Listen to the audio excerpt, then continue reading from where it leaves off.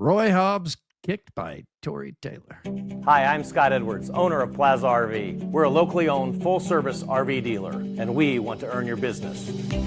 We will do that by providing top-of-the-line personal service that big box dealers just can't offer. Service that goes well beyond the initial sale. We care about Central Iowans because we are Central Iowans. Give us a chance to sell you a brand new travel trailer or fifth wheel today. We promise you won't regret it.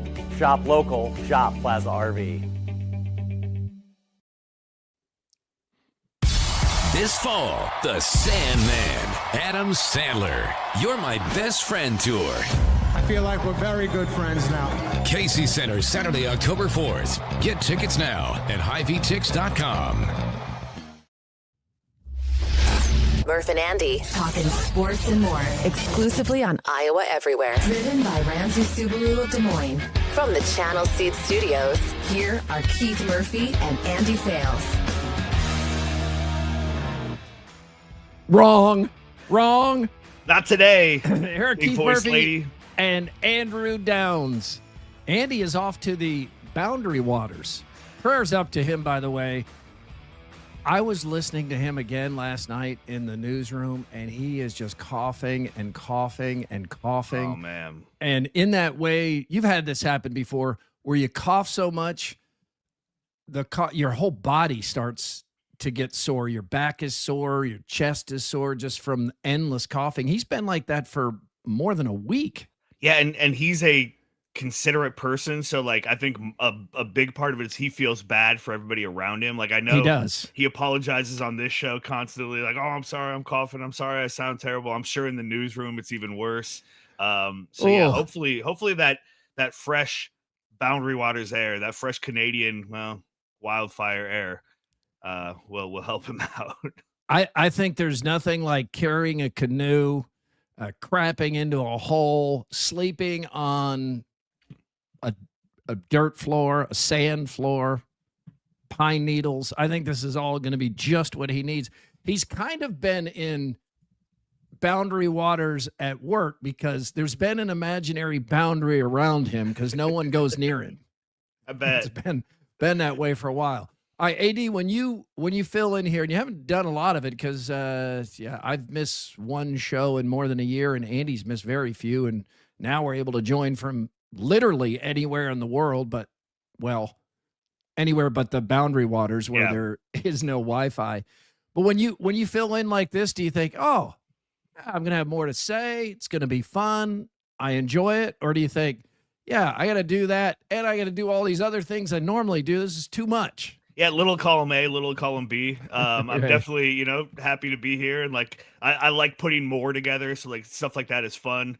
But yeah, there's a lot of moving parts. There's a lot of photos and videos and sounders and things that I got to hit. So if you see my eyes looking around, that's what I'm doing.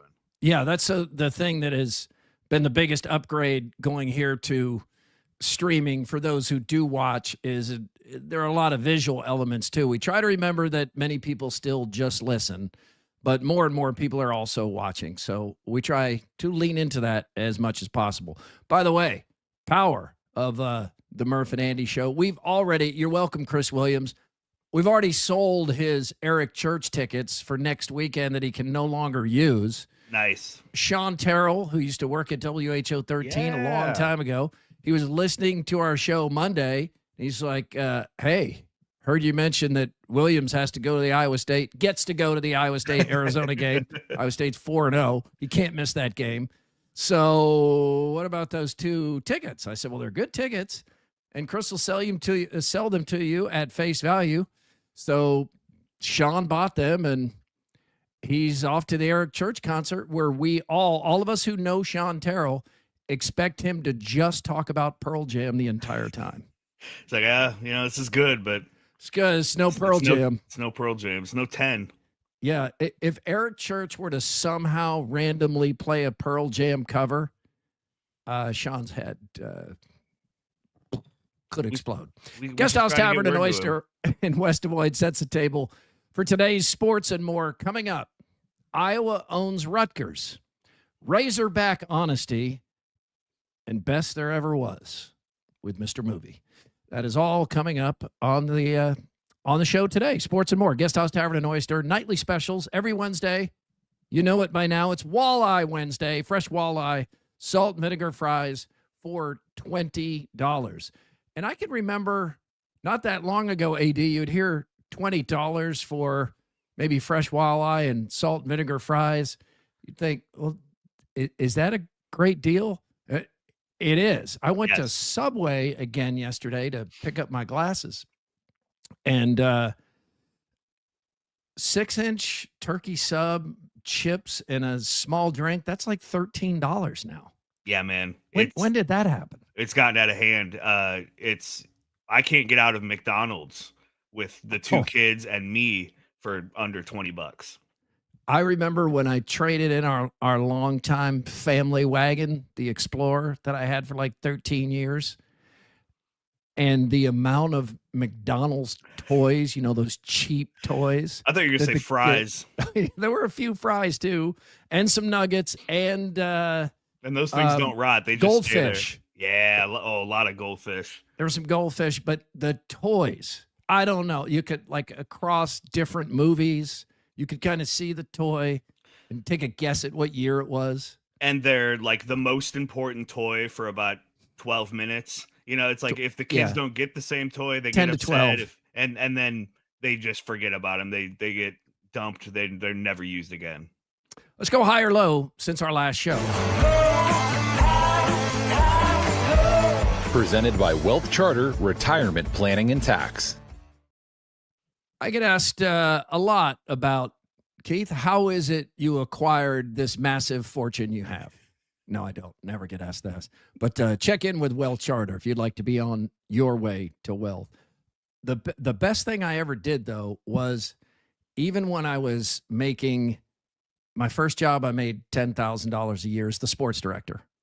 It tells you it was a long time ago, but also tells you something about small market television. Right. So it's actually $10,400 a year, my first job. But I did do that thing where I put some away for retirement, and I got that first job at 21. And I have my whole life, I have contributed to the 401k, even during bad times. And that's hard to do because I feel it now when I'm talking to my kids about something like, you know, I'll see Colin and he'll be really tan. I'm like, hey, buddy, I know it doesn't seem like it, but I was once your age too. Be sure you're putting on sunscreen. I've had some bad skin damage, sun damage, skin cancer. It's not pleasant. But when you're that age, that's just like, you're invincible when you're that you're age. 10 feet tall and bulletproof. You're immortal. Right. You're not going to get old. No. You'll never be old. So that is one of the things I'm most proud of is that I did know I was going to get old. But it is hard to realize that when you're in your early 20s and you want every dollar. I still don't believe I'm going to get old. It's like I look in the mirror like, oh, who's that guy? Geez, man, how did Judy spray paint some gray into my beard? Right. Exactly. What's going on there? Where's this coming from? All right, I'm going to Murph's book club today. So people often ask me because I still read. You're a book reader. Yeah, absolutely. So we've exchanged books many times. So this came in yesterday, so I'm just starting it. This is Madden and Summerall, how they revolutionized NFL broadcasting. So I'm just a couple chapters in, started reading it last night, but I am really excited to read this because these two, and they didn't hang out together. They weren't buddies. They liked each other, but they really only were together on the air. And I think that's part of what works so well because nothing sounded scripted or pre-rehearsed or, Summerall setting Madden up for an obvious line here. You know, you had the one guy that was just economy of words and an occasional zinger here and there. But, you know, Summerall's like Montana, Rice, touchdown. And then Madden comes up. Well, here's how it happened. This guy went here. And he went over here. Boom. You know, they're just so great together. So that's one. Reading two books at the same time, gotten in a way into this. This is American Kings, a biography of the quarterback by Seth Wickersham. I know Seth, a really nice guy. He wrote the best-selling book, It's Better to Be Feared, which was the best sports book last year. Or maybe it was 2 years ago at this point, but it was about the Patriots dynasty. It's Better to Be Feared, the access and the things he dug up. Fantastic. This is all about the quarterback across high school, college, the NFL. Starts out, gets right into Elway, Caleb Williams, the Mannings, Arch Manning, all the Mannings. It's really fascinating. And the best book I've read lately, The Front Runner. This is the life of Steve Prefontaine, who's been gone for 50 years now. Remarkably, there are 2 great movies about this man. Yeah. 2. Pre and, what was the other one called? The one is called Pre, and that's with Jared Leto. That was the family-approved one. Without Limits. Without Limits. That's the Tom Cruise produced one that I think is better. Billy Crudup. Yeah, Billy Crudup's great in it, and that does not have the family's consent, which they're both really good, but the family version does sanitize his death in a car accident a little bit. You know, he's like drinking what looks like a soda before he gets in his convertible and has the crash on the mountain, which I have visited there in Oregon. But this if you're a guy who runs, this is can't miss. But this is the guy that's like, nobody's gonna have more will than me. If I have to die on the track to get there first, I will. And when he was the youngest runner in the race in the Olympics, he easily had the silver or the bronze medal. But instead of settling for that, he went ahead and went all out to try to win, ran out of gas and finished 4th. But he was, as the book makes so clear, he didn't care about a silver medal or a bronze medal. It's like win or go home. So those are kind of my highs. Nice. Good book. Sit down, read a good book. I love doing that each night. I try to do it every night. What's your high? My high is I'm going to brag on my wife a little bit. I Please went to do. the Dress for Success luncheon yesterday afternoon on Willow on Grand. My wife is the executive director of that organization. They help get women back into the workforce. And it was really cool. It was a lot of fun. We had a bunch of friends there. Samantha Mesa was the MC of the event. Our friends Katie Patterson and Emily Price both spoke. Chris Meharry, who's like, if you're at a cool thing in Des Moines, Chris Meharry is there. If he's not there, it's not a cool thing. And he's wearing just a cool outfit too. He's just something only he can pull off. And the photos he takes are incredible. And it makes my day every time to see him. He's so much fun. But yeah, he was there snapping great pictures, raised thousands of dollars to help women in our community, and my wife did a great job. So it was a lot of fun. I won't describe this just right, but Jenny and I went to the gala this year. Yeah, the Glow Gala. Yep. Yeah, and we were so proud of Judy and really moved by some of the speakers there. But the organization tries to put women in position to succeed, getting into the business world or into the working world by helping them with the interview skills they need to get a job, and then also to have the clothes for the interview and to start the job. Correct? Yeah. Yep. Absolutely. Kind of. It's a Sure, lot of Judy women would describe it better than I just did. Yeah, but. probably, but hey, go to their website. It'll say there. But yeah, it's a lot of women who are coming out of incarceration or addiction or domestic, problems, or have just not been in the workforce for, a decade for this reason or that. And yeah, it's clothing, it's resume help, interview help. They're starting to do a lot with like digital and all of that. And so, Right. Job training, all of that. So yeah, it's a really, really cool organization. And yeah, you go to these events and like the stories of some of these women is just incredible. Yeah. Some need second chances. Some just didn't have a chance and Right. now want to make a better life, but it's all people who want to do for themselves. Yes, Which exactly. I respect and appreciate. Let's get the buzz here on a Wednesday. The Buzz. Brought to you by Logier Heating and Cooling. Logier Heating and Cooling are coming over to check on our unit right now. So we were moved by Andy's, this is the perfect time. Do it now. Or I think he was like, this is the perfect time. Do it now. Logier says to come and have it checked out. Yeah, that's that. And you hit the mute. See, and I know it's good because you never feel bad about making fun of Andy when he's not on the show because there's no chance he's going to go back and listen. Zero. Let me try this mute. Okay. Supposedly, AD, if I touch right here, okay. See where that light is? It's following my voice. It's supposed to mute me. Let's see if that works.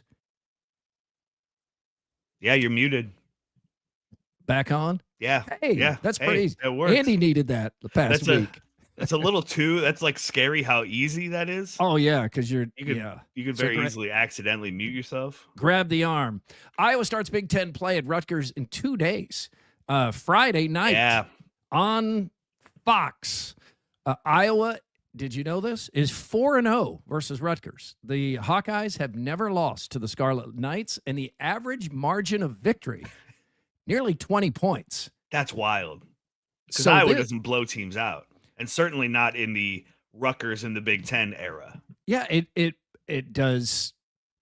Is it a case, at least in the past, of Iowa tends to be so good at fundamental football, though they've been off to kind of a shaky start with some of the fundamentals, special teams here in the first 3 games. But in Rutgers, usually not as sound fundamentally, but off to a good start, but against at least Iowa's played Iowa State at least. It's hard to get a read on Rutgers at all. The Hawks are slight road favorites. It is. And in the times I've spoken with Rutgers writers and, doing podcasts and radio shows and whatnot, it's one of these things they don't really understand. They haven't played Iowa enough times, but coming into the game, they always have this confidence of like, hey, I mean, look at Iowa. They're no good. Rutgers will go in there and kind of dictate tempo. And then they come out of the game and they say, what the hell just happened? Why did we play Iowa style? How did they beat us that soundly with that boring of an offense? And it's like, you guys just haven't been here long enough. This is what Iowa does. And it doesn't always work. And Iowa State seems to have found the antidote to it. But you get into that game, the Kirk Ferentz style of game with Iowa, and they can be really hard to beat. Yeah, and then there's that outlier. I don't know how many years it's been now. It feels like 4 or 5 where there were questions about Iowa's offense. I know Brian Ferentz was still the offensive coordinator, and everyone was expecting a close game at Maryland. Yeah. And Iowa just goes there and lights it up. Maybe put 50 on Maryland on the road. And was that a Friday night game? It feels like it was. Okay. It was, yeah. Short week, Friday night, out East Coast, similar to this week, yeah. Might have been the last time Iowa's had that kind of passing attack. I don't know if it was 300 yards, but it felt like it was. It was a lot of offense. Special teams, all of it was working that night. Yeah, now, I think they had a pick 6, maybe even 2.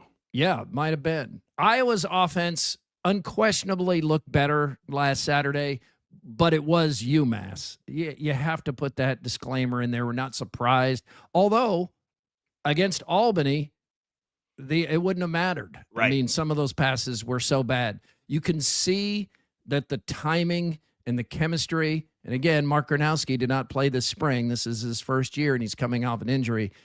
Trying to get the timing and chemistry with those receivers is something they keep talking about.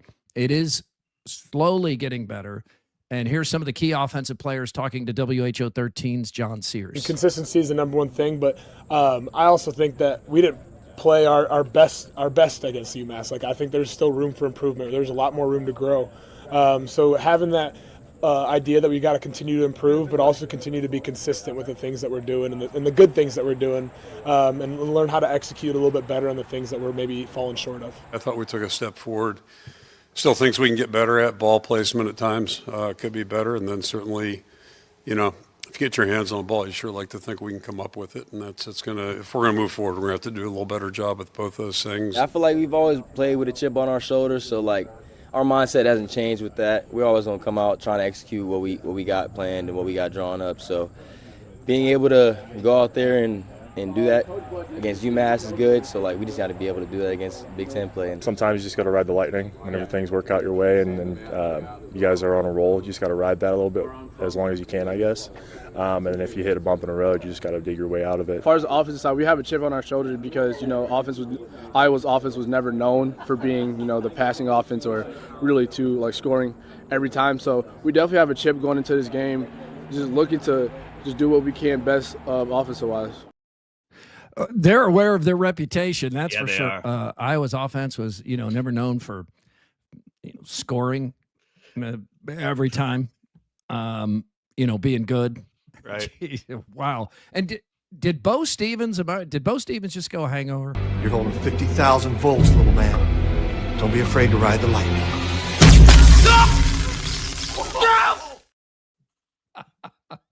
Ride the lightning, baby. Don't be afraid. Don't be afraid of it. Don't be afraid of those volts, man. Ride the lightning. Cyclones with an all-time perfect timing for a bye week. Yes. My goodness. Been to Ireland. Been to Jonesboro, Arkansas. Got through all of it at 4-0. Gabe Burkle missed the last game with some kind of injury. Kyle Conrad, he was in the conversation of season MVP so far. Missed an extra point and has some kind of nagging hip chain injury. This is perfect timing, and it's good timing for a quickie poll from WCI Pools and Spots. After 4 football games, Iowa State is better than I expected, as I expected, or worse than I expected. Boy, this is kind of open to your interpretation of how you take this question. I'm going to say better than I expected because Iowa State is 4-0. Yeah. And I thought they would get to this point of the season at 3-1. Now, if my definition is the way the team has looked, as I expected, maybe in some ways even less than I expected, because they didn't look great at Arkansas State, but that we can all see that was a trap game. Kansas State either isn't anywhere near as good as everyone thought Kansas State was, or the Dublin curse is getting that team, but they're close to being 0-4. We really don't know much about Iowa at this point. And South Dakota, the team Iowa State looked the best against, was beaten by Lamar. I don't know a lot about Lamar. So it's not that it's an impressive 4-0 as much as it is impressive to be 4-0. Yes, and especially with all the variables that have been thrown in. I mean, 2 weird road trips, all the way to Ireland, and then a weird one to a small town in Arkansas. Your 2 biggest rivals, you've already had those games, and then the kind of monkey on the back of Matt Campbell and slow starts or September, stumbles that he's had throughout his career at Iowa State. I think when you take all that into account, it's better than I expected. I didn't expect them to be 4-0, but like you said, we don't know how good this team is yet. And you kind of look ahead to their schedule, and the Big 12 is so kind of up and down, and you don't know how good anybody really is right now in that league, save for a couple of teams. And so you could see this team having a really good season, maybe even, as good of a season as they had last year. And the whole time you're as a Hawkeye fan, I've been through this several times. You keep winning games, but you're always like, we're not as good as, we probably aren't the 12th ranked team in the country. We probably aren't the best team in our conference, but you keep adding up those wins and that means something. So yeah, it's better than I expected right now. It'll be interesting to see how this plays out after the bye. I think as things stand right now, Iowa State is likely favored in every game on the schedule because the toughest games are in Ames, where Iowa State has been nearly unbeatable in conference play the past few years. It's hard to know at this point. But if you know your Cyclone football history and you're sitting there at 4-0, having already beaten your 2 biggest rivals, and you're not anything but excited about where you are, you need to talk to an old timer. You need to talk to somebody who's seen it. Yeah. Brent Bloom had a great tweet about that on Sunday. Like, hey, I get that, yesterday wasn't perfect. And I saw a lot of the replies were, hey, it's been great. What are you talking about? It's been great. And he's like, we're 4-0 and we've beaten Iowa and Kansas State. We're on top of the Big 12. Like, things could be better in some ways, but take this for what it is. And appreciate it. Here's the big difference in Iowa State football, and it's happened over Matt Campbell's 10 years. Iowa State used to find a way to lose that game against Arkansas State this past Saturday. Yes. Now Iowa State finds a way to win that. Didn't play well, didn't look good, but won. And Iowa State is something like 9 out of its last 10 in one-score games. That's the sign of good culture and a good football program. Mm-hmm. That's an Iowa statistic over Kirk Ferentz's years, winning those one-score games, winning those close games. Hawkeyes haven't been quite as good at that lately, But that's when you are winning in the margins. That is, finding a way to get it done. So, and that's how you get those 10-win seasons, right? And those are the ones win those one-score games. And those are the ones that fans will remember forever. Yep, and Iowa State is going to be in several one-score games the rest of the way. Interact on YouTube. The email is Murph_Andy@iowaeverywhere.com, and on X, it's Murph_Andy, and it is all powered by Cellular Advantage, proud partner of U.S. Cellular, and the iPhone 17 comes out Friday. Ooh. Yeah, you can reserve it now. AD, are you upgrading or sticking with what number are you on? So I just got the 16 Pro whenever that just came out. So I think I'm good with it for now. You are. Yeah, you I'm good with it for now. There are, of course, some upgrades. There always are, but getting every single I know there are people who do that, but I don't know that you need all of that. All right, some more hot topics. Michigan State plays at USC, 11 p.m. East Lansing time this Saturday. That's gotten a lot of attention. Big Ten after dark. It's the deal you make when you take all this money from the networks. They put you where they want. Michigan State fans are outraged by this. This game will end 2:30 in the morning at the earliest local time. That is wild. And we said, well, the door needs to swing both ways. These former Pac-12 teams need to play some morning games, and that's now happening. So we see USC, 9 a.m. in L.A. coming up a week from Saturday. So they're going to play at 11 p.m. this Saturday, East Lansing time, and then 9 a.m. L.A. time at Illinois coming up in 10 days. It's a perfect encapsulation of like how crazy things got with the realignment and how dumb this all has become. The flying across the country is one thing, but these times, and especially because, as you said, because they could play every game. I mean, there are enough time slots where every game could be played at a reasonable local time. Right. But that's not what TV wants. TV wants an 11. Yeah, they want an 11 a.m. Central game, a noon Eastern game that day. They want USC on it. If that means they kick off at 9 a.m., then so be it. And if they want it in prime time, and that means you kick off at 11 p.m., so be it. It's what TV wants. And it's going to make for a worse product. And it sucks for the fans, but this is the world we've built for ourselves in college football. And there are exceptions. Like sometimes you're a late night person and you're so thankful that you've got this intriguing game that's starting late. Or maybe you're an early morning person or you have something to do that day with the kids and you're like, 9 a.m. I'm done by 1 p.m. here in LA and I can go do some other stuff. But for the most part, it's not good, and it's not good for fans. I mean, I know Ohio State is butthurt about always getting the 11 a.m. noon slot there because they are such a draw. But if you're going to take billions of dollars, they're going to put you where they want. They are not thinking about the greater good of college football. Whoever's in charge or whoever's lined up to make these decisions, he's thinking about keeping his job, bonuses, everybody getting paid. They're going to put you where it's best for them. And that's the deal you make when you sell your product to somebody. It's the same in any business. Like if you are giving away your ability to determine when something starts because you want the money, you have to accept the deal with the devil. Yeah, you're playing on Friday night in Eastland or, in wherever Rutgers is. Kirk Ferentz hates playing on Friday night, and he thinks it shouldn't happen because of high school football. They don't care. They don't care. Nope. Arkansas AD Hunter Yurachek spoke to Razorback boosters this week, and he said the quiet part out loud. He said, to win more, we may need to cheat. Let's all raise our hands. If you're driving down I-40 and the speed limit's 55, but there's not going to be a trooper out that day, how many are going 65? Right? That's what's happening in college athletics right now. And so you have to decide as an athletic director, are you going to get out in this lane that you're not supposed to be in and operate without the highest level of integrity, or do you want to stay in these two lanes? And that's where the rub is coming right now in college athletics. Until we get our enforcement agency up and running, you're going to continue to have schools operating in that third lane, and that's a bad place to be, in my opinion. It's bad for college athletics.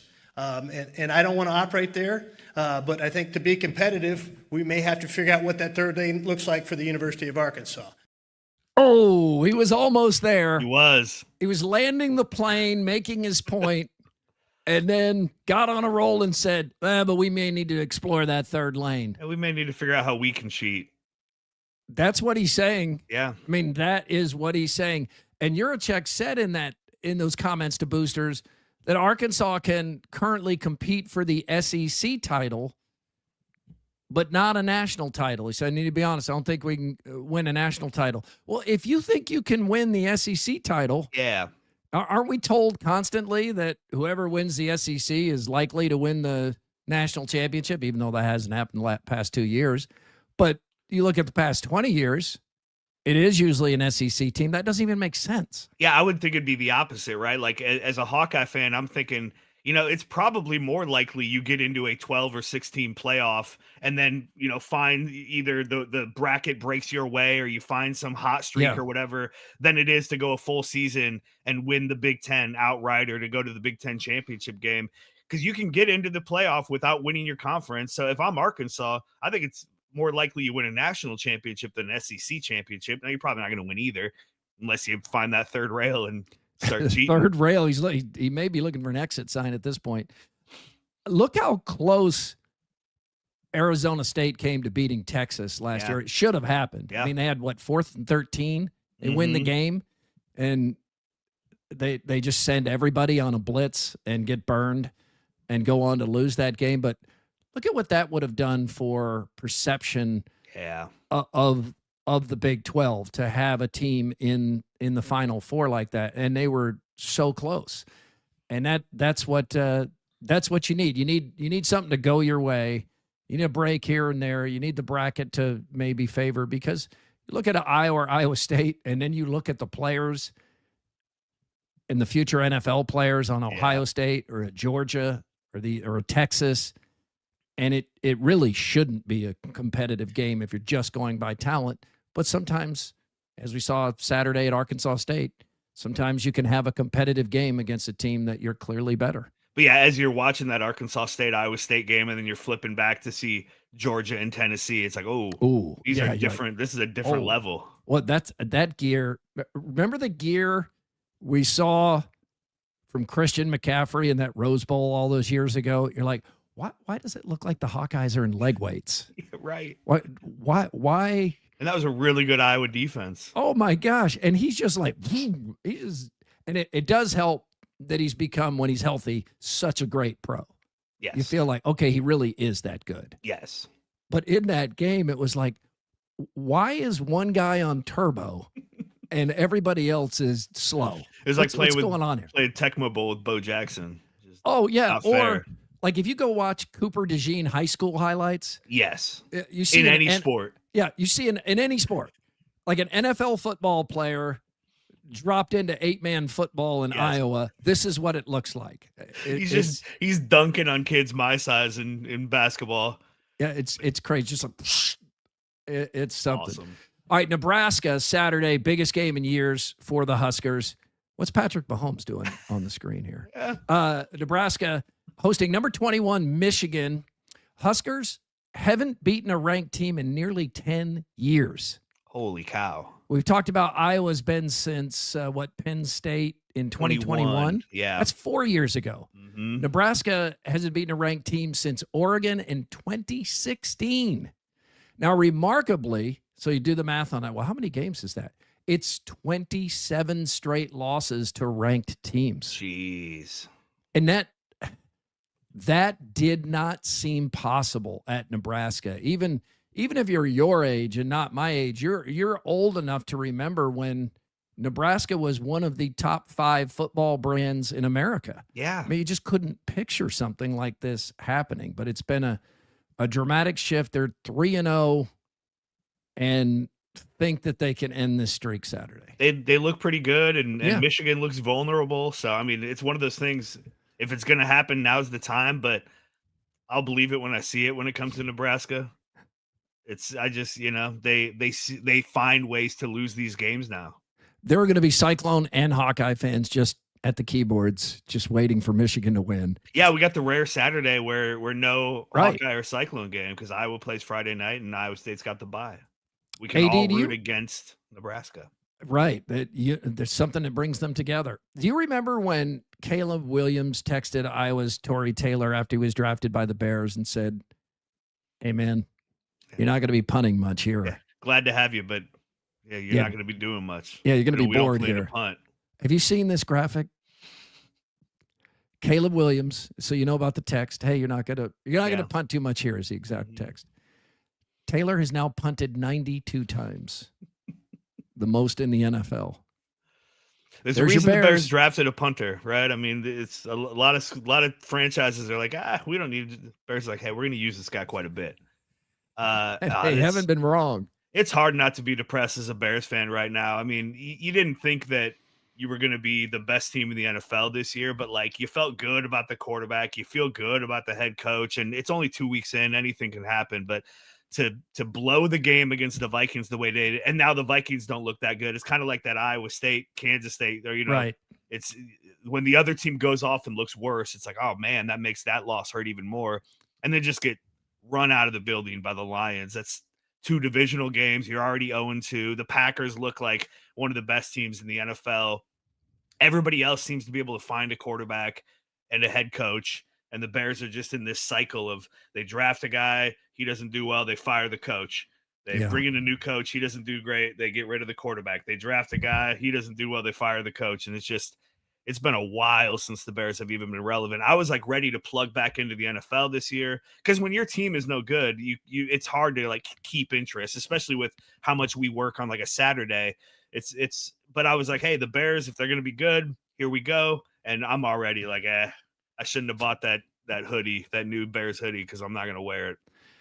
Quarterback gets too much credit, too much blame. We know that. But like Caleb Williams, he needs more time with Johnson to work things out. And he has gotten too much blame, Caleb Williams, on this most recent game. The defense gave up 50 points. Yeah.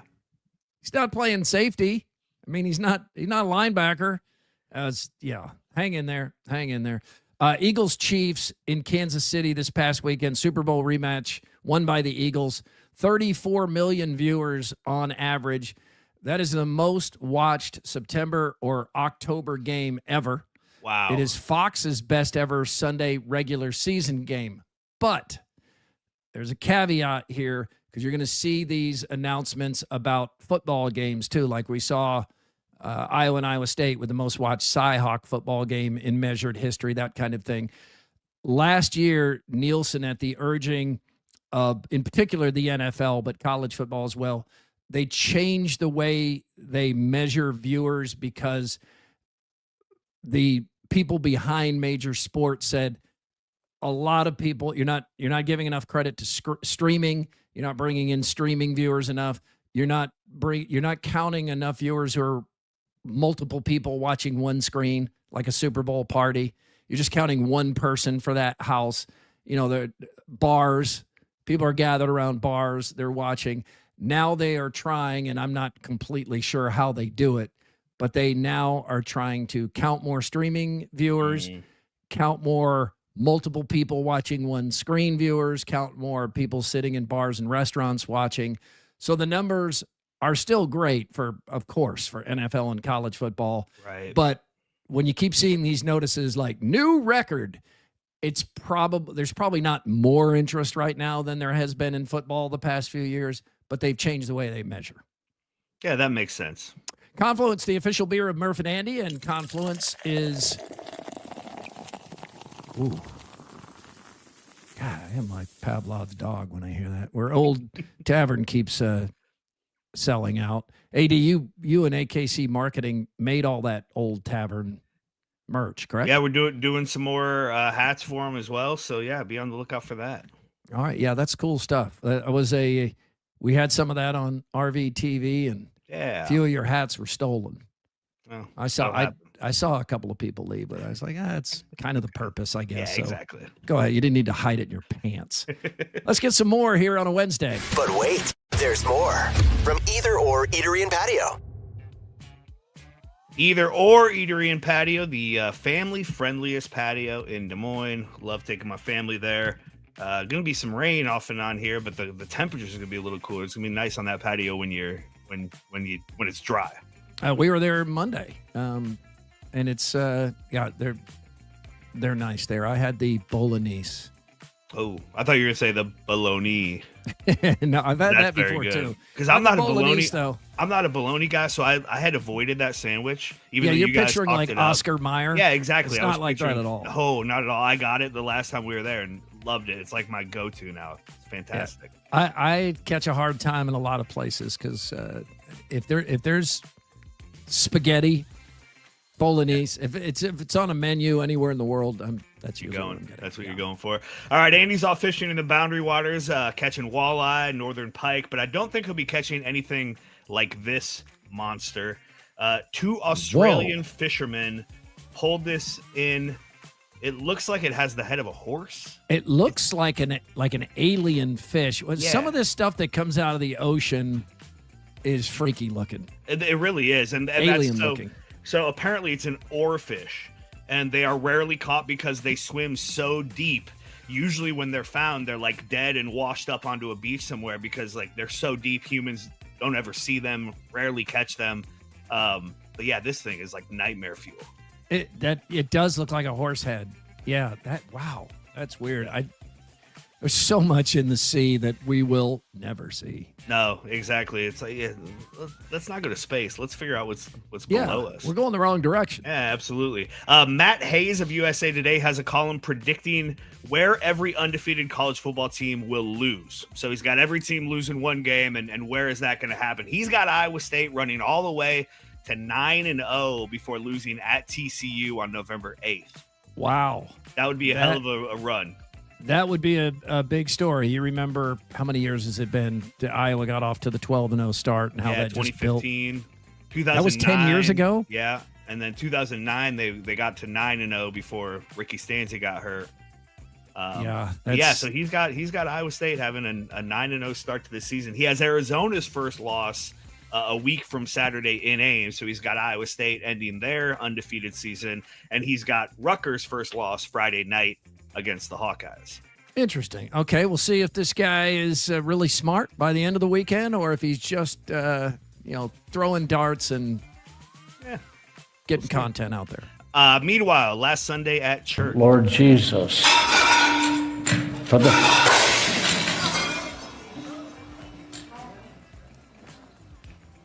oh God, because joy has come into the world. Man, that's rough.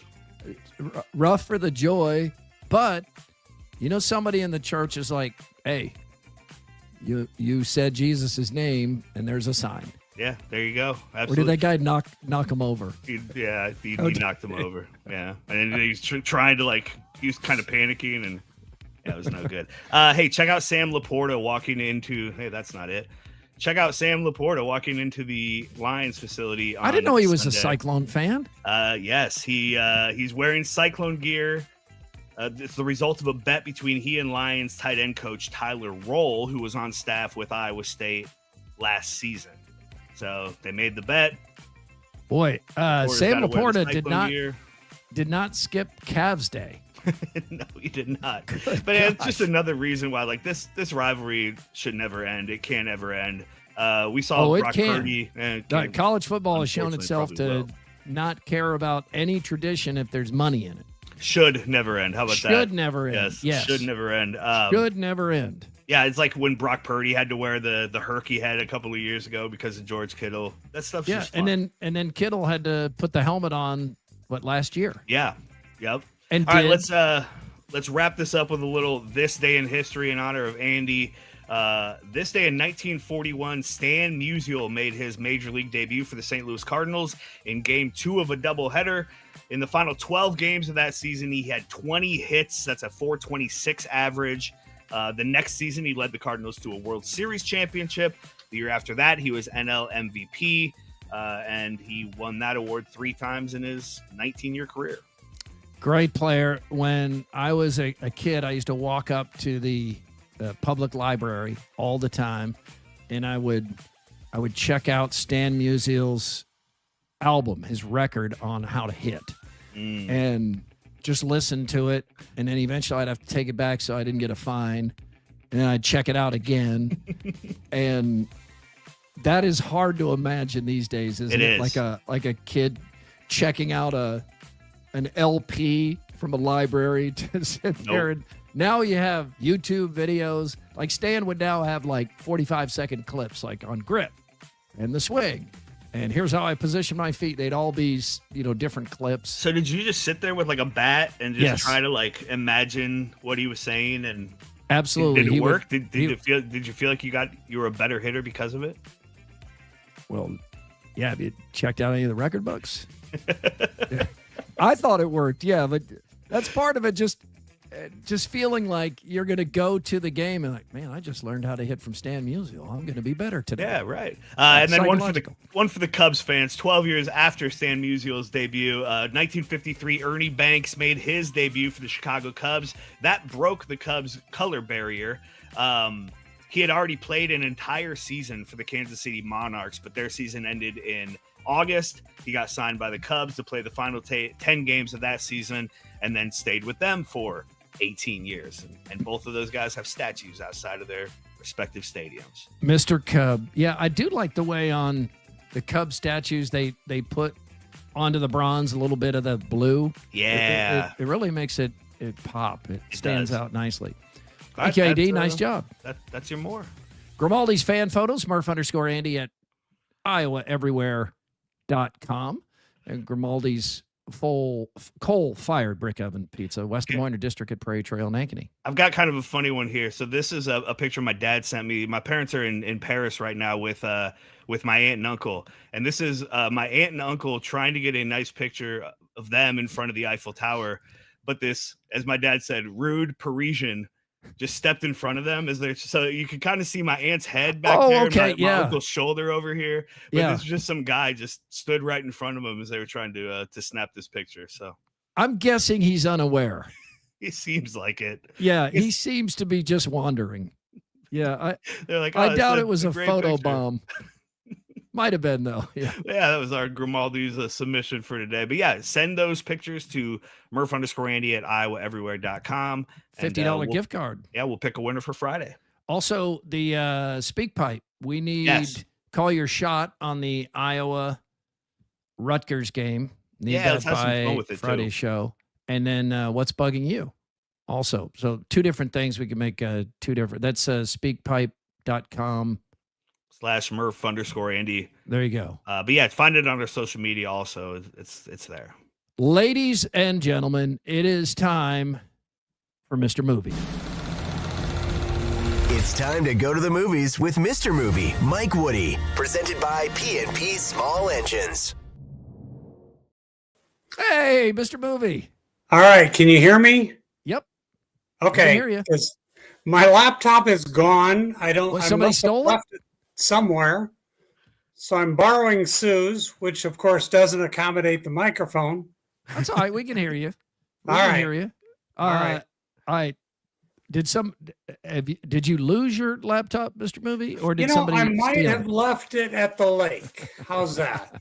Okay. Well, that's a good place to leave it.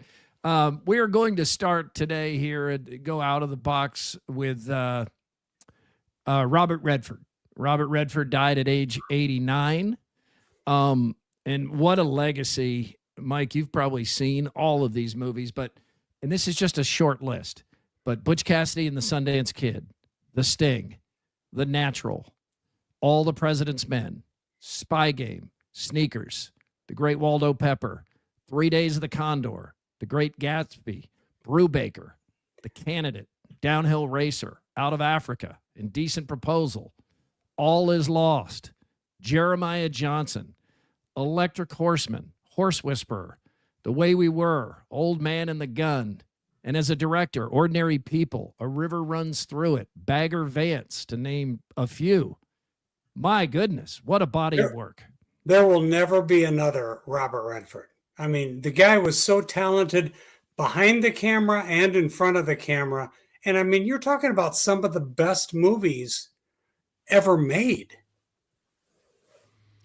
So talented, and there's so many great stories going around about Redford right now, but one of them is the director Mike Nichols is trying to give him direction in a stage play. Might have been Barefoot in the Park, I forget what it was, but he just tells him what he's trying to give him direction. He says, Bob, this is a guy who he's just tried to get close to this woman, and he struck out.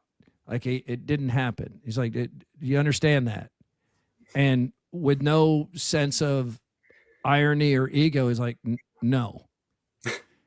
And then Nichols said he realized that, looking at him, and Redford at this period was as handsome as anybody's ever been on the screen. He's like, of course, that makes sense. This guy wouldn't know what it's like to strike out. Right? Right. I mean, who's going to say no to that guy? Maybe there was somebody eventually, but I don't know. So, Mr. Movie here, Mike Woody, presented by P&P Small Engines, and we're all going to pick a movie from the Robert Redford canon, and I'll go with the one I've watched the most by far. And it's a baseball movie. It's The Natural. God, I love baseball.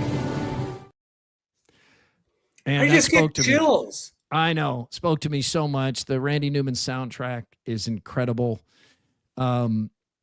It does change the ending of the book that Redford loves so much, because in the book, Roy Hobbs strikes out and everybody thinks he's taking the money.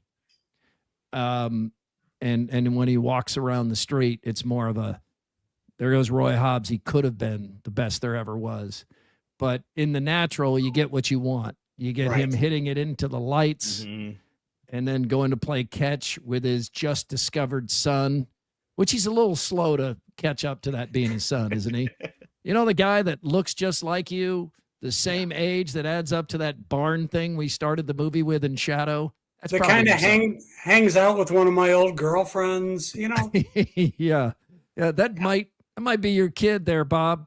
But I love The Natural. It's so quotable. Wilford Brimley is great in it. Love that speech he gives him when he's like, well, you're the best goddamn hitter I've ever seen. Suit up. And then he just gives it that $1 million smile and heads out to the field. Mr. Movie, what are you picking? I'm going to pick my mom and I, by the way, in Sioux City at the Orpheum Theater in 1969. So I was 11 years old. Went to see Butch Cassidy and the Sundance Kid.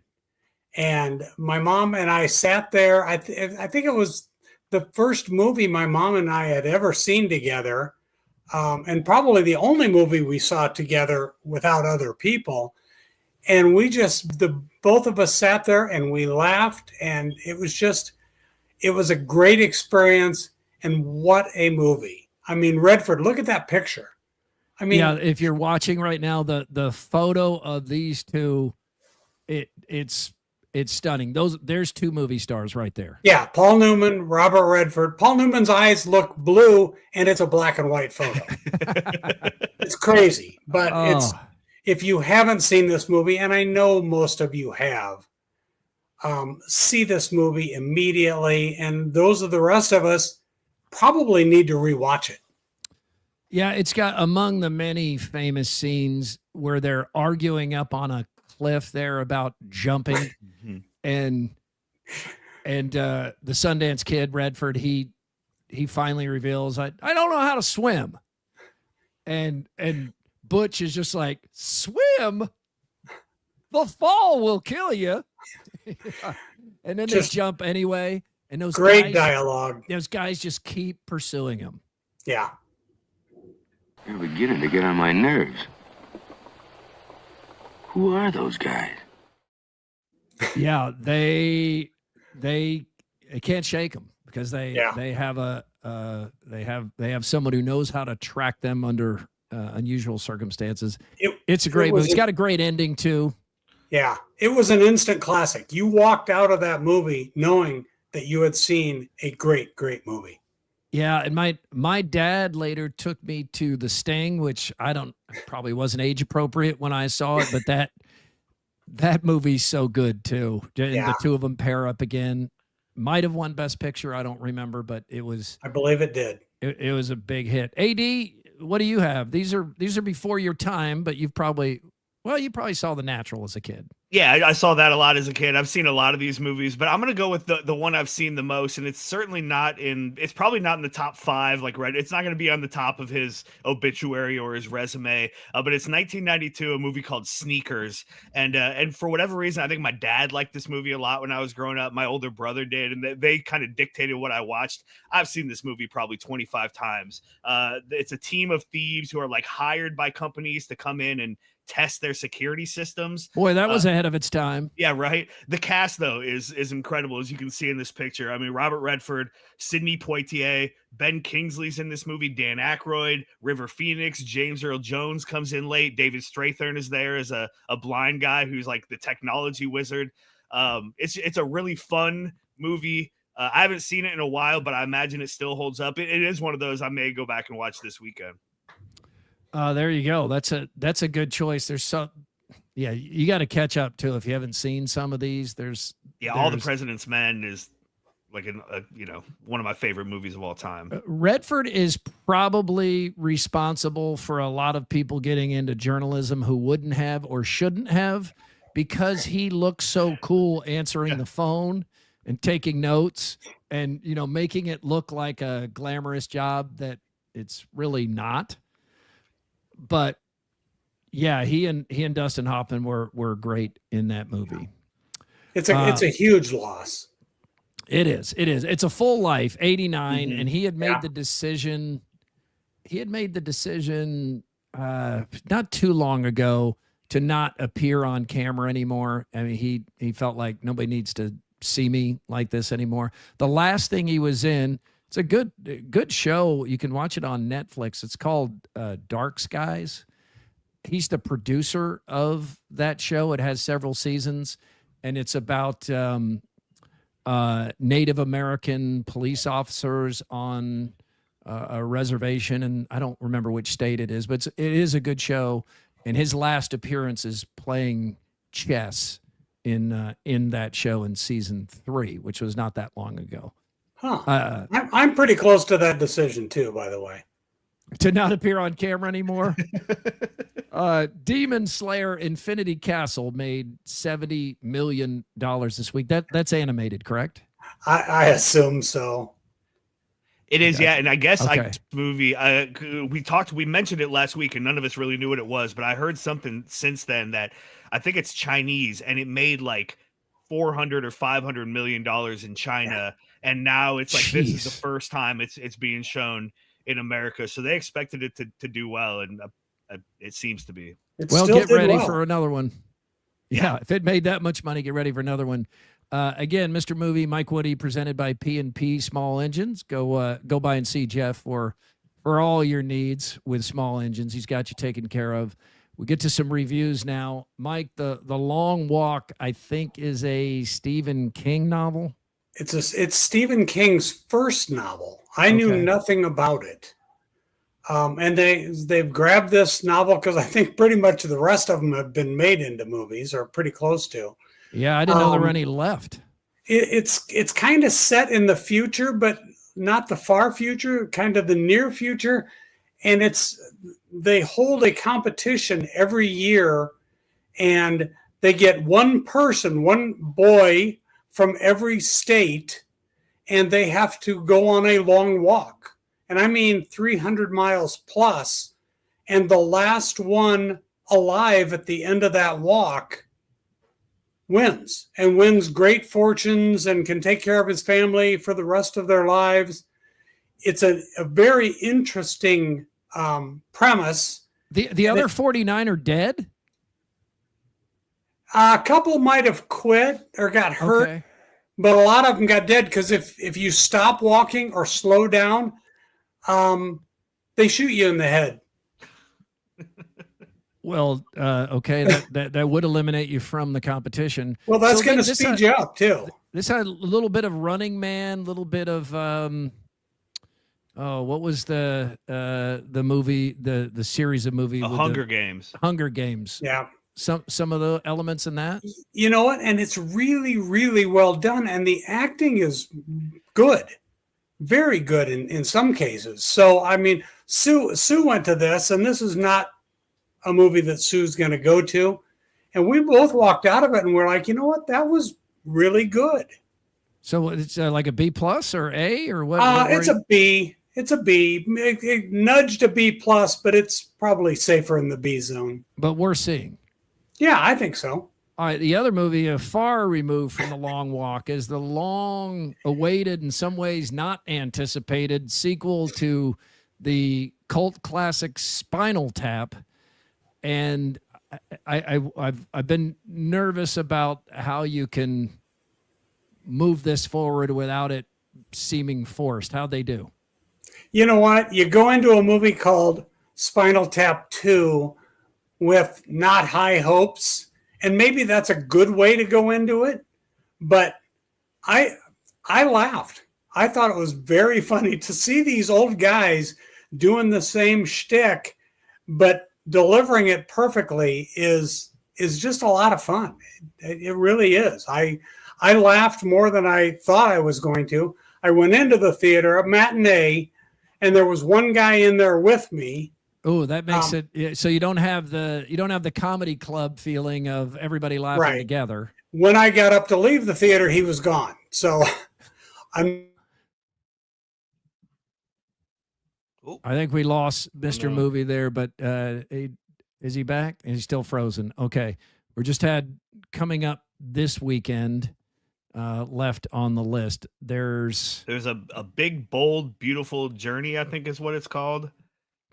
Oh, that's Colin Farrell. Colin Farrell and Margot Robbie. I've seen them on a lot of press Yeah, this tours. looks like a date night. Well, not for me, but for many of you. Jenny would be like, I don't want to see that. Yeah. But I would. It looked the premise looked intriguing to me. Yeah. They go over each other's lives through, I don't know, some kind of time travel or something. These either work or they're terrible. And this looks bananas. It really does. And they're really playing up the produced by Jordan Peele part of this, which worries me a little bit because he didn't direct this movie. He didn't write it like he has Get Out and some of those other movies. Marlon Wayans in this, a previous guest of 3 with AD. It feels like it's trying to be a Jordan Peele movie. Yeah, I love sports without movies. his specific touch. I don't know. It's gonna be interesting. I'm worried about it too. I love sports movies, but I saw the trailer for this, and it's a new twist. It's a NFL twist on would you sell your soul to the devil for success? Yeah, riches, women, star play, all of the things that so many people want, to be a star NFL quarterback. How far would you go? And clearly some demonics are in this, yes, dark stuff. Yeah, it's going to be interesting. It'll be interesting to see what Mr. Movie thinks of that. Yeah, I want to know what he has to say about it too. So thank you, Mr. Movie. Mr. Movie presented by P&P Small Engines. We lost him at the end there. He was using his wife's laptop after he thinks leaving it at the lake. Time for Throwdowns. Throwdowns. It's Throwdowns. Backed by Heartland Tire and Auto. Heartland Tire and Auto is treating you like family and Yankee while he knocks the Boone and Crescent and authorized dealer of Firestone and Bridgestone tires. Murph, UCLA, and Virginia Tech are both on the lookout for the next head coach just a few weeks into the season. Which is a better job? I think Virginia Tech at this point, because at UCLA, you've got a stadium that's nowhere near the campus. It's mostly empty on game day. They're at a huge financial deficit. They're going to have to travel cross country all the time to play games. They don't have an energized fan base. They're not even the most popular football program in their own city. And if you count the NFL, they're fourth? Yeah. And it's a basketball school. And they don't have realistic expectations. It's a terrible job right now. You're going to keep hearing Matt Campbell as a possibility. Matt Campbell's too smart to take that job. Virginia Tech At least you're going into an area where football has succeeded and can again, and college football is the king in that town, and you can energize the boosters, and the right coach can eventually, with the right players, lift that up. UCLA, I mean, Chip Kelly said you can't win here and left. Yeah, and it's been a disaster since. I agree. I think the only argument you can make for UCLA is that it's in the Big Ten and the amount of money you're going to get and Sure. the stability you have in that conference. The ACC, who knows what that conference is going to look like over the next few years, depending on what happens with Florida State and Miami and Clemson and realignment. Money is the big factor. Yeah. You're right, AD, because I've heard Hawkeye and Cyclone fans arguing about this. Like, is it more fun to be in the Big Ten, where it's really not realistic as things stand now to think Iowa's going to win the Big Ten championship? No. Even with a different coach or whatever you want. It's just the resources are so different at this point. Iowa State can win a Big 12 championship. Yeah. And it is realistic. One out every 5 years, or maybe it's one every 10 years, but they can win it.